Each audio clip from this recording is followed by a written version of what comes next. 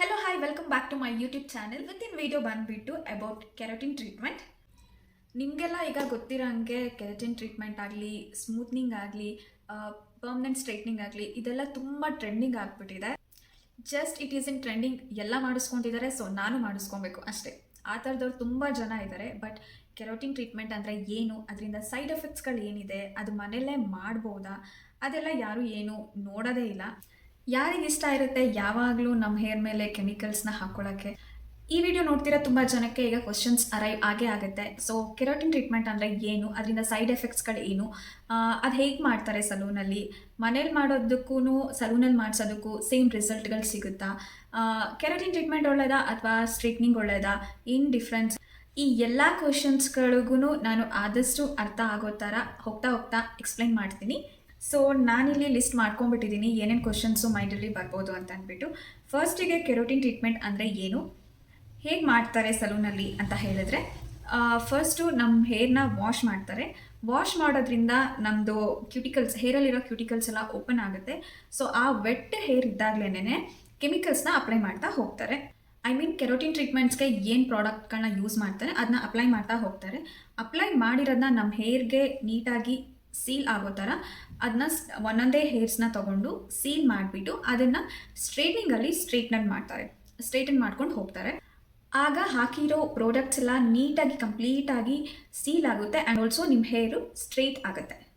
So second question arrive ಆಗೋದೇನು ಅಂತಂದರೆ, ಸ್ವಲ್ಪ ಗೊತ್ತಿರೋರಿಗೆ ಇದ್ರ ಬಗ್ಗೆ ಒಂದು ಕನ್ಫ್ಯೂಷನ್ ಇರುತ್ತೆ. ಲೈಕ್ ನಾನು ಕೆರಾಟಿನ್ ಟ್ರೀಟ್ಮೆಂಟ್ ಮಾಡಿಸಿದ್ರೆ ಒಳ್ಳೆಯದಾ ಅಥವಾ ಪರ್ಮನೆಂಟ್ ಸ್ಟ್ರೈಟ್ನಿಂಗ್ ಮಾಡಿಸಿದ್ರೆ ಒಳ್ಳೆಯದಾ ಅಂತ. ನಾನು ರೆಫರ್ ಮಾಡೋದು ಅಥವಾ ನನ್ನ ಸಜೆಷನ್ ಬಂದುಬಿಟ್ಟು you go for keratin treatment. But ಸ್ಟ್ರೈಟ್ನಿಂಗಲ್ಲಿ, ಪರ್ಮನೆಂಟ್ ಸ್ಟ್ರೈಟ್ನಿಂಗ್ ಮಾಡಿಸೋದ್ರಲ್ಲಿ ಇನ್ನೊಂದು ತುಂಬ ಕೆಮಿಕಲ್ಸ್ನ ಯೂಸ್ ಮಾಡ್ತಾರೆ. ಅದಂತೂ it damages your scalp. So I don't refer or suggest a straightening rather than keratin treatment. Even keratin treatment is also chemicals na use ಮಾಡ್ತಾರೆ, but better than straightening. So third main question arrive ಆಗೋದು, keratin treatments ಯಾರು ಮಾಡಿಸ್ಬೇಕು, ಯಾರಿಗೆ suit ಆಗುತ್ತೆ, so ಮಾಡಿಸಿದ್ರೆ ಏನು ಒಳ್ಳೆಯದು ಆ ಥರ. ಯಾರ ಕೂದಲು ಮ್ಯಾನೇಜಬಲ್ ಆಗಿ ಇರೋದಿಲ್ಲ, ತುಂಬ ಫ್ರೀಝಿ ಇರುತ್ತೆ, ಡ್ರೈನೆಸ್ ಆಗುತ್ತೆ, ಆ್ಯಂಡ್ ಈಗ ಹೇಳಬೇಕಂದ್ರೆ ಮಾಡೆಲ್ಸ್ಗಳು ಅವರೆಲ್ಲ daily straightening, crimping, curling and also ತುಂಬ ಕೆಮಿಕಲಿ ಟ್ರೀಟೆಡ್ ಹೇರ್ಸ್ ಇದ್ದವ್ರಿಗೆ keratin treatment is very good. ಈಗ ನಾನು ಮನೇಲಿ ಮಾಡೋ ಕೆರಾಟಿನ್ ಟ್ರೀಟ್ಮೆಂಟಿಂದ ನಮ್ಮ ಹೇರ್ ಸ್ಟ್ರೈಟ್ ಆಗುತ್ತಾ, ಸೇಮ್ ಸಲೂನ್ ಥರನೇ ಎಫೆಕ್ಟಿವ್ ಸಿಗುತ್ತಾ ಅಂತ ಕೇಳಿದ್ರೆ, ಫಸ್ಟ್ ಆಫ್ ಆಲ್ ನಾವು ಸಲೂನಲ್ಲಿ ಮಾಡೋ ಥರ ಏನಿ ಸ್ಟ್ರೈಟ್ನಿಂಗ್ ಅಥವಾ ಹೀಟ್ ಪ್ರೊಸೆಸ್ ಏನೂ ಯೂಸ್ ಮಾಡ್ತಿಲ್ಲ. ಸೊ ತಕ್ಕ ಮಟ್ಟಿಗೆ ಸ್ಟ್ರೈಟ್ನಿಂಗ್ ಆಗೇ ಆಗುತ್ತೆ ಆ್ಯಂಡ್ ಆಲ್ಸೋ ನಿಮ್ಮ ಹೇರು ಸ್ಮೂತ್ ಆಲ್ಸೋ ಆಗುತ್ತೆ. ಮಾಡ್ತಿರೋ ಕೆರಾಟಿನ್ ಟ್ರೀಟ್ಮೆಂಟಲ್ಲಿ ನಾವು ಯಾವುದೇ ಕೆಮಿಕಲ್ಸ್ನ ಯೂಸ್ ಮಾಡ್ತಿಲ್ಲ, ಅದಕ್ಕೋಸ್ಕರ ಒಂದೇ ಸತಿಗೆ ನಿಮಗೆ ರಿಸಲ್ಟ್ ಏನೂ ಸಿಗೋದಿಲ್ಲ. ಬಟ್ ನಂತರ ನ್ಯಾಚುರಲ್ ಸ್ಟ್ರೈಟ್ ಹೇರ್ಸ್ ಇರೋರಿಗೆ you will get good result in one take. And ನಾನಿವತ್ತು ಮನೇಲಿ ಹೇಳ್ಕೊತಿರೋ ಕೆರಾಟಿನ್ ಟ್ರೀಟ್ಮೆಂಟಲ್ಲಿ ಸೈಡ್ ಎಫೆಕ್ಟ್ಸ್ ಇದೆಯಾ ಅಂತ ನೀವು ಕೇಳಿದ್ರೆ, ಝೀರೋ ಸೈಡ್ ಎಫೆಕ್ಟ್ಸ್, ಇದರಲ್ಲಿ ಯಾವುದೇ ಸೈಡ್ ಎಫೆಕ್ಟ್ಸ್ ಇಲ್ಲ. ಸೊ ತಡ ಯಾಕೆ, ಕೆರಾಟಿನ್ ಟ್ರೀಟ್ಮೆಂಟ್ನ ಮನೇಲೆ ಹೇಗೆ ಮಾಡ್ಕೊಬೋದು, ಯಾವ ಥರ ಪ್ರಿಪೇರ್ ಮಾಡಬೇಕು ಎಲ್ಲ ತೋರಿಸ್ತೀನಿ ಬನ್ನಿ. ಸೊ ಫಸ್ಟಿಗೆ ನಮಗೆ ಇಲ್ಲಿ ತೆಂಗಿನ ಹಾಲು ಬೇಕು. According to your hair length ನೀವು ಎಷ್ಟು ಬೇಕೋ ಅಷ್ಟು ತೆಂಗಿನಕಾಯಿನ ತುರಿದಿಟ್ಕೊಂಡ್ಬಿಟ್ಟು ಅದಕ್ಕೆ ನೀರು ಮಿಕ್ಸ್ ಮಾಡಿ ಮಿಕ್ಸಿ ಮಾಡ್ಕೊಂಡ್ಬಿಟ್ಟು ಅದನ್ನ ನೀಟಾಗಿ ಸ್ಟ್ರೈನ್ ಮಾಡಿಬಿಟ್ಟು ನೀವು ಅದನ್ನ ರಸನ ತೆಗೆದಿಟ್ಕೊಬೇಕು. ಮಾರ್ಕೆಟಲ್ಲಿ ಸಿಗೋವಂತಹ ರೆಡಿ ತೆಂಗಿನ ಹಾಲನ್ನು ಯೂಸ್ ಮಾಡ್ಬೋದು. ನಾನಿಲ್ಲಿ ರೆಗ್ಯುಲರ್ ಆಗಿ ಹೇರ್ಸ್ಗೆ, ಫೇಸ್ಗೆ ನಾನು ಯೂಶಲಿ ಫ್ರೀಕ್ವೆಂಟಾಗಿ ಯೂಸ್ ಮಾಡ್ತಾ ಇರ್ತೀನಿ. ಅದಕ್ಕೋಸ್ಕರ ವೀಕ್ಲಿ ಒಂದ್ಸತಿ ನಾನು ಈ ಥರ ತೆಂಗಿನ ಹಾಲನ್ನ ರೆಡಿ ಮಾಡಿ ಫ್ರೀಸ್ ಮಾಡಿ ಇಟ್ಕೊಂಡಿರ್ತೀನಿ. ಸ್ಮಾಲ್ ಬೌಲಷ್ಟು ಬೇಯಿಸಿರೋ ಅನ್ನ ತೊಗೋತಿದ್ದೀನಿ. ನನ್ನ ಹೇರ್ ಲೆಂತ್ಗೆ ಎಷ್ಟು ಬೇಕೋ ಅಷ್ಟು ತೊಗೊತಿದ್ದೀನಿ. ರೆಗ್ಯುಲರ್ ನಾವು ಏನು ರೈಸ್ ತಿಂತೀವಿ ಅದನ್ನೇ ತೊಗೊಬೋದು. ಈಗ ಇದಕ್ಕೆ ತೆಂಗಿನ ಹಾಲನ್ನ ಹಾಕ್ಕೊಂಡು ಮಿಕ್ಸಿ ಮಾಡ್ಕೊಬೇಕು. 3 to 4 ಟೇಬಲ್ ಸ್ಪೂನಷ್ಟು ಆಲಿವ್ ಆಯಿಲ್ ಅಥವಾ ಕೊಕೊನಟ್ ಆಯಿಲ್ ಯಾವುದಾದ್ರೂ ಹಾಕ್ಕೊಬೋದು.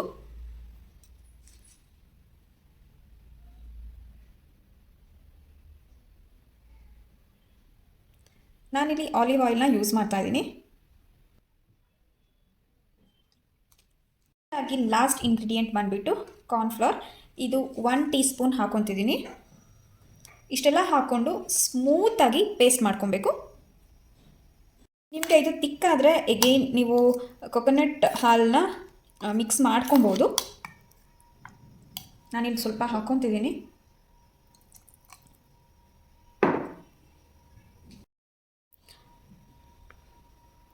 ನೋಡಿ ಎಷ್ಟು ಕ್ರೀಮಿಯಾಗಿ ಕಾಣ್ತಿದೆ ಅಲ್ಲ, ಶಾಪಿಂದ ತಂದಿರೋ ಹೇರ್ ಪ್ಯಾಕ್ ಥರ ಕಾಣ್ತಿದೆ.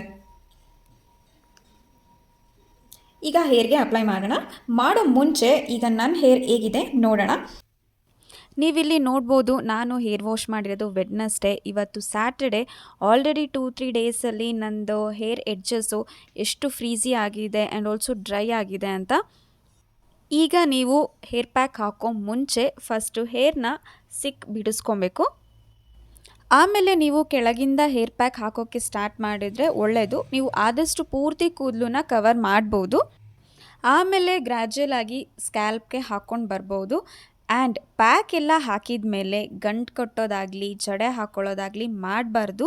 ಅದನ್ನ ಹಾಗೆ ಸ್ಟ್ರೇಟಾಗೆ ಬಿಡಬೇಕು. ನಿಮಗೆ ತುಂಬ ವೇವಿ ಇರೋ ಜಾಗದಲ್ಲಿ ತಿಕ್ಕಾಗಿ ಅಪ್ಲೈ ಮಾಡ್ಕೊಬಹುದು. ಪ್ಯಾಕ್ ಎಲ್ಲ ಹಾಕಿ ಆದಮೇಲೆ ಅಟ್ಲೀಸ್ಟ್ 1 ಅವರ್ ಆದರೂ ಇದು ತಲೆಯಲ್ಲಿ ಇದ್ದರೆ ಒಳ್ಳೆಯದು. 1 ಅವರ್ ಆದಮೇಲೆ ನೀವು ಹೇಗೆ ನಾರ್ಮಲಾಗಿ ಹೇರ್ ವಾಶ್ ಮಾಡ್ತೀರಾ ಹಾಗೇನೇ ಹೇರ್ ವಾಶ್ ಮಾಡ್ಕೊಬೇಕು. ನೋಡ್ತಿದ್ದೀರಲ್ಲ ಎಷ್ಟು ಚೆನ್ನಾಗಿ ಕಾಣ್ತಿದೆ ಅಂತ, ಎಷ್ಟು ಸಿಲ್ಕಿಯಾಗಿ ಸ್ಮೂತಾಗಿ ಆಗಿದೆ. ನನಗಂತೂ ಬಿಡಿಸ್ಬೇಕು ಅಂತಲೇ ಇಲ್ಲ.